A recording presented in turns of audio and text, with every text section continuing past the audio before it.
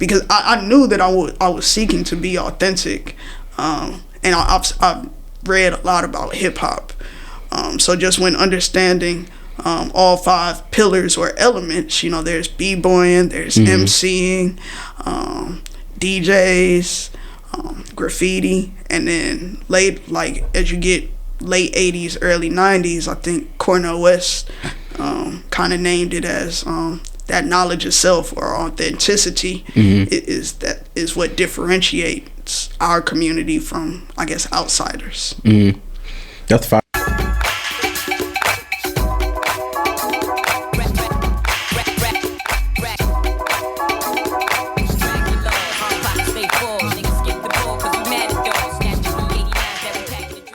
What up, though, Black Fridays family? Welcome back to another installment of the Black Fridays podcast. I'm sitting here with the very talented Noelle of Fifth Pillar, which is an app that's going to revolutionize Detroit hip hop. What's going on, Noelle? How you doing today? I'm pretty good. Having a good morning. What about yourself? I'm doing great. I can't complain. Life is good. So if you could intro us into who Noelle is, and then also tell us more about Fifth Pillar. For sure. My name's Noelle Ililonga, born in Detroit, raised throughout Southeast Michigan. I'm working on Fifth Pillar, been working on it a little over 8 months now actively, and this is your top source for Detroit and Michigan hip hop. My goal with this application was initially just to create a rap magazine. Honestly, I always wanted to work for a rap magazine. Then I started noticing that they were kind of going out of style as things switched to digital, and I would see different articles here and there, like, where are all the rap magazines going, where are all the black magazines going, and I noticed that a lot of them were getting sold to white companies essentially, and I just kept digging deeper and trying to find the problem, and I landed on Fifth Pillar eventually. Nice. And do you feel like there is a gap right now in terms of how Detroit hip hop, Detroit rap, Michigan rap is covered as far as overall media? Definitely. I think that there's always been that gap, though. I think it was first mentioned probably in the 90s with Outkast saying that the South has something to say. When it comes to second-tier markets or third-tier markets, there's rap music there, and fans enjoy it. But those artists say that they have trouble getting out there. So in addition to, being interested in hip hop as a whole, I definitely have an interest in what can we do for those second tier markets where there is that vast amount of music, but artists are saying it's hard to break out. So it's like, what can we do? That's a fact. And Detroit is a large city in the grand scheme of the nation, but smaller in terms of media coverage overall. So it's definitely tough to be able to break through where you are. I was shocked when I learned that it was a second tier market. I thought, being here for so long, I'm like, no, this is the place to be. It's the best place ever. This is a first tier market. Everybody comes here, but it's not a major market like LA and New York. People are coming here second, I guess. So, yeah. That's a fact. But I think they are starting to take more note of our sound, our swag, and the things that we have to contribute to the rap culture, hip hop space, and so forth. So we'll put a pin in that for now. And then now it's time, very fitting topic and subject of the show, Freestyle Fridays.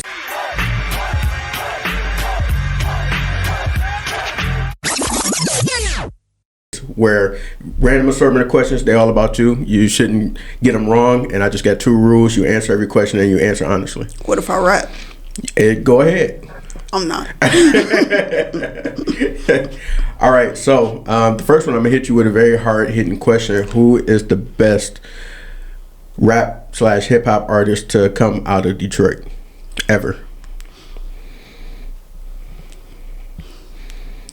But this is my opinion. Yep. Okay. I'm gonna give it to Royce the 5'9". Just Royce. Like that's my favorite. Definitely groundbreaking. The lyricism. Even back in the day when you look at some of the funnier aspects like beef or something like that, like he's been there for a lot of it. And he's still here today. He's reaching back to other artists. He's made himself a resource. He got Heaven Studios. Like, it's Royce. That's what's up. And Royce, if you watching, man, you definitely underappreciated when it comes to hip hop overall and Detroit hip hop. But Royce is for sure a legend and definitely deserves his flowers. So shout out to Royce. Most def. So a question I haven't asked in a while, but because we are Detroiters, I need to know, when you go to Coney Island, what's your order? I need 2 conies, some fries, and a pink lemonade mixed with some fruit punch. And if I'm feeling real fancy, I'm gonna get a little piece of cake. That just depends. But that's. And then if it ain't that, I'm gonna get the French toast. For sure. I always wonder why it's like a random. All Coney Islands serve like just a random cake, random sheet cake. I ain't mad at it though. Right, me neither. Me neither. Get the job done for sure. Yeah, like I don't know if I want cobbler out of a Coney Island. So like the random cake. I thought they just had a cake lady that came around and sold cake or something. No, somebody making the cake. True. No, I think somebody dropped those off and then they sit there for a couple days and you just get a slice. Exactly. As far as music goes, what other city would you say that you like their music the most?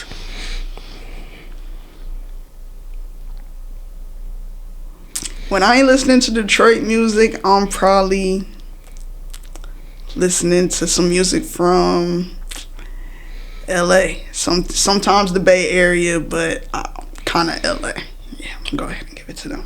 I see a trend with that as far as Detroiters listening to a lot of like that West Coast, Bay Area, Southern Cal vibes. It's a serious connection between the Midwest and Cali though, because I think when you go back and you look at the funk era, when Dr. Dre was taking those funk samples, some of those are, coming from right here in Michigan, like George Clinton, if I'm not mistaken. Yeah, so that Michigan-Cali connection was always there. So it's natural that we would go back and, want to listen to it and connect with it. Right.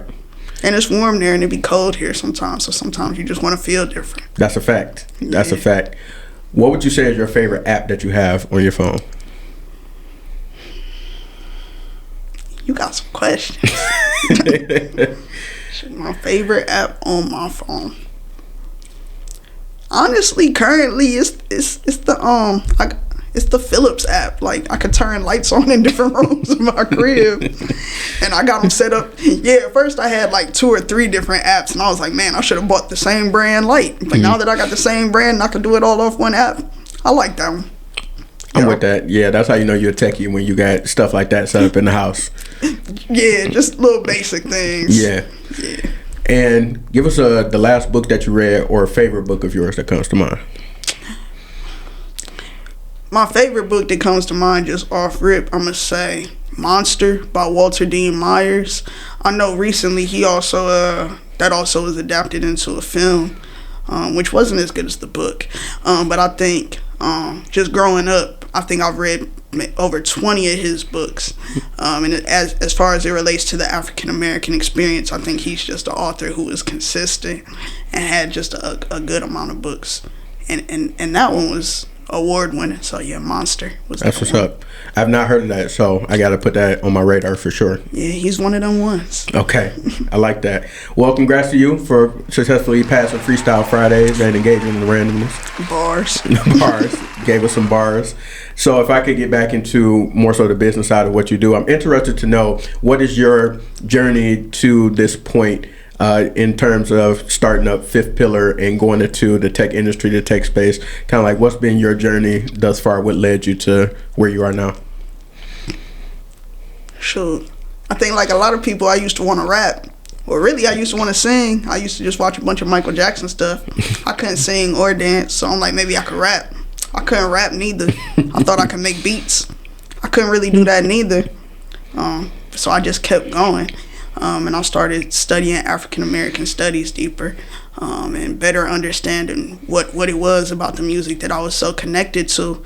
And from there, I started realizing also how much I enjoyed technology, and being able to watch things that friends of the family were doing at the time, whether it be working at record labels or playing instruments with large audiences, just things of that nature. And I was like, well, what can I do? Then I realized I was always reading rap magazines, and I was into them, and I had like a huge box of them. And I was like, well, maybe I can go work there. then I started looking it up, and I'm like, I can't work there. So I was like, I'm gonna make one. And I didn't know how to make one. So I went to Grand Circus, and I did a coding boot camp. And I still wasn't there. So I worked in tech for a couple of years, and I felt like I was ready, and now I'm here. Mm-hmm. And as far as you wanted to develop essentially like a magazine in the digital space focused on the rap culture in Michigan and Detroit. So I know that in the past we had different outlets specifically for stuff like that. So shout out to Turbulence TV. If you're old enough to remember Turbulence was out there. That was actual TV channel. Then you had For Sure Magazine, which was a digital and physical magazine for a period of time. But then like those outlets started to kind of go away. And I think in a way we're starting to see like a resurgence of those things in different formats. So we talked before we started recording about like you see the different podcasts that's out there now. So like Kid L, shout out to the homies on Meet the Connect 313. They're doing a lot of stuff in the hip hop space, Detroit, Michigan hip hop based space. So wanted to get your opinion on like the resurgence of kind of those things where we did have those at one point in time, kind of sort of, and then they went away, and then now we're starting to see more of that. Yeah, I know like things like For Sure Magazine, that's still around, but it just kind of exists differently. But if you're checking it out on YouTube or something like that, like they're still getting artists out there, and still putting out good series of content. So definitely the way that we're giving out content is different. I remember back in the day, I used to watch this show. It was on, I think, Public Access. It was a 7 Mile to Belle Isle. And just watching the videos and watching the little interviews on there, I thought it was just amazing. As far as seeing the resurgence, I love seeing a bunch of people I see a lot of different people with podcasts coming up, just trying to get content out there, and figuring out different ways to get content out there. So yeah, I like it. I like it. I think even the person who started 7 Mile to Belle Isle, Pirelli, I still see him getting content out there. He actually has his own app on Pirelli TV, and trying to find different shows, different ways to do some similar to what you're doing, connecting with black businesses and the culture. I'm just trying to figure out how it all ties together. So I like to see that everyone is always still in motion. I'm trying to figure out what that next thing is. Right, absolutely. And it's a lot of, in Detroit, it's that hustler spirit, that hustler mentality. Definitely. So if you got the right mindset and the right passion for something, you'll be able to pivot and understand what is the next iteration of that going to be. So like you said, For Sure Magazine, where I might have fell off in terms of looking at the content, they reformat it and they have it in different ways now. So it's not dead. They adapt it to the time and the space that they're in. And as far as you being in this space now, wanting to develop an app where people would be able to, well, actually, maybe I should ask first, tell us more about Fifth Pillar and what it will offer to people once it's out there. And I know like a version of it is out there now in the Play Store, but wanted you to explain a little bit more to us about what Fifth Pillar offers. Most def. So yeah, Fifth Pillar right now it is in the Play Store. Got a couple of beta users, trying to get a few more in there. Well, as many more as I can really. But right now, Fifth Pillar is your top source for Detroit hip hop.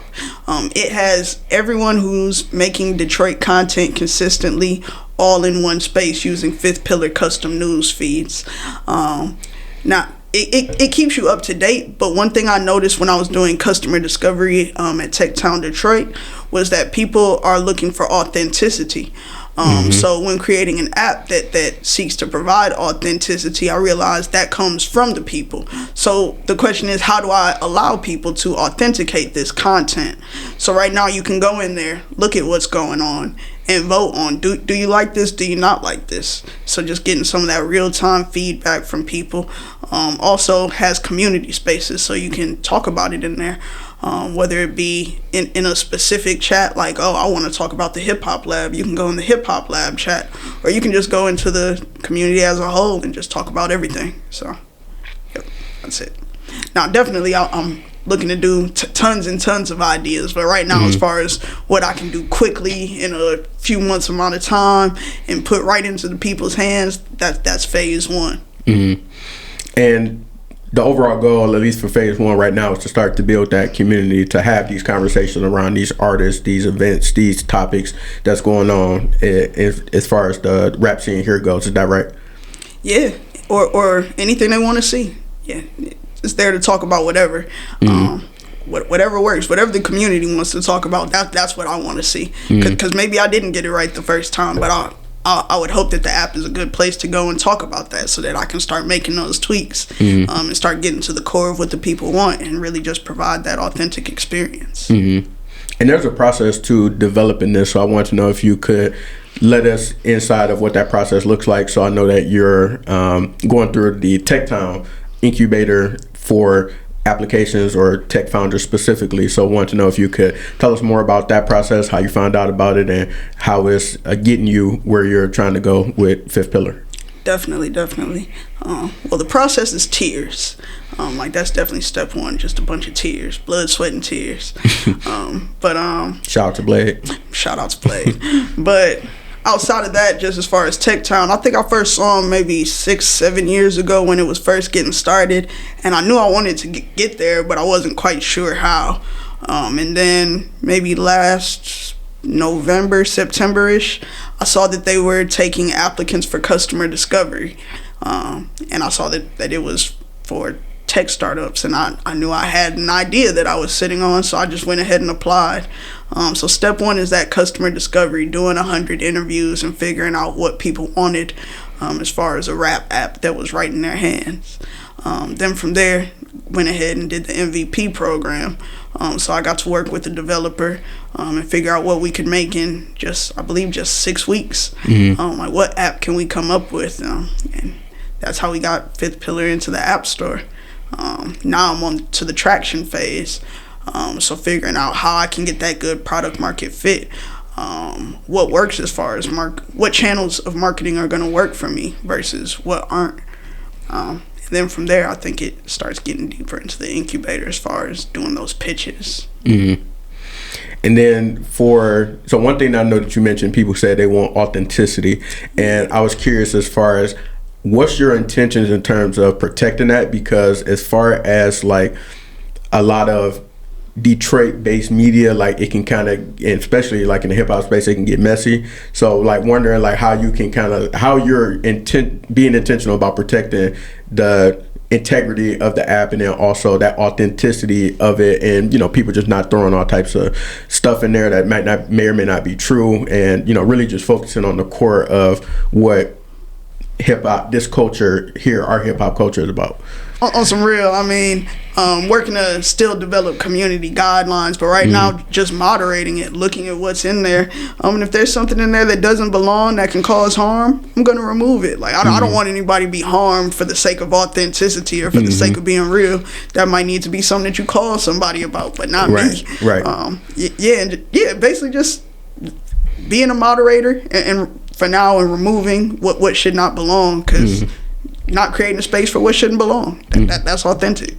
Gotcha. Yeah. Gotcha. And as far as building the brand and doing the logo, all that type of, coming up with the name, like where did that come from, and what has that process been like for you? So as far as doing the logo and all that, I did it myself. Shout out to you. I've kind of always been into computers, even if it wasn't coding, so I definitely have a good understanding of how to use Adobe stuff. Definitely one of my hobbies. So when it came time to make logos or do designs, I was like, I got that, I can go do that. But the name, it actually came from working with a customer discovery specialist at Tech Town. Shout out to homie Nakeem. He hooked me up with a name. He was like, if you want to make something centered around the fifth pillar of hip hop, just call it Fifth Pillar. Because I knew that I was seeking to be authentic. And I've read a lot about hip hop. So just when understanding all 5 pillars or elements, there's b-boying, there's MCing, DJs, graffiti, and then as you get late 80s, early 90s, I think Cornel West kind of named it as that knowledge itself, or authenticity, is what differentiates our community from, I guess, outsiders. That's fire. And as far as the future of Michigan rap hip hop, what do you see on the horizon as far as like where we're going, notoriety, media? Where do you kind of see things headed? I think when I'm hearing those who are rapping today talking, they say we're on a bubble. I think when I'm listening to even some of the Atlanta rappers, I've heard them picking up on Vezo's flow, or I've heard, I think recently Future shouted out Peasy in a song, and people are hype about that. People are picking up on the flow. People are picking up on the beats. People are picking up on the artists. So I think that wave is definitely going to continue to grow. And it's spreading throughout the Midwest as a whole, not just Michigan. Just people are really picking up on it. So I think that sound is going to become more prominent in the industry. And I'm seeing it. I hope that it'll make Detroit more of a first tier or major market, and kind of help us break out of that second tier area. And why do you feel like it hasn't always been that way? Because when I think about some of the like hip hop based documentaries and stuff that I've seen, people have always kind of messed with Detroit in some aspect. Specifically just talking about rap and hip hop, because even when like Trick was out there in the early 90s and rapping, people messed with him from all over, from Atlanta, different places. Also you had Blade, like Blade had love from Jim Jones and Dipset back then, and they messed with him heavy. You have like Jeezy and his affiliation with Detroit. T.I., like I know he had affiliations with Detroit a lot, or like when he at the top of his career, he was here a lot. So why do you feel like it hasn't like always been that way? Whereas like the respect has been there from the people who know, but as far as like the overall mainstream recognition hasn't quite been there. I think that the difference has been, and I would say with Michigan music as a whole, was kind of seeing Motown take a step back.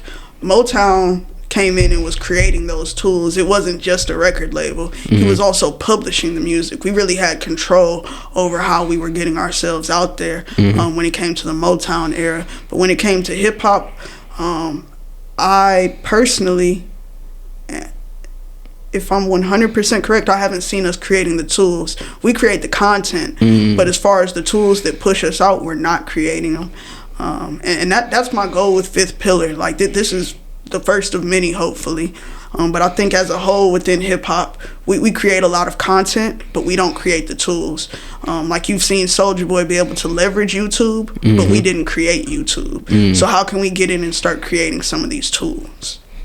I love that. And that's going to be huge, definitely, as we get ushered into this new era, because it's all different types of technology popping up. The biggest thing right now is like AI or open AI. And then you also have like augmented reality, virtual reality, stuff like that. I remember when the metaverse was a thing, and then people all of a sudden stopped talking about the metaverse. And it seems like, I don't think that Open AI, just me put my nerd hat on, I don't think Open AI would take that pathway, because it's not really like AI has been a thing for many decades. It's just now on a public platform and spaces where people can just play with it and use it openly. So I wanted to know, the question I wanted to ask circling that was like, some of these AI like records that I done heard, with some of them are fire, by the way. Like I heard somebody did Drake's voice and like made a new song, and it was hard. But they had to do a cease and desist on that song. It was hard. All I was hearing on TikTok, I'm like, man, we need to get this out for real. But wanted to know like what your thoughts on that was. Do you feel like that's a dangerous space that we're heading? Do you feel like it could be leveraged in terms of being able to use AI to mimic or duplicate people's voices, styles, flows, content? Sure.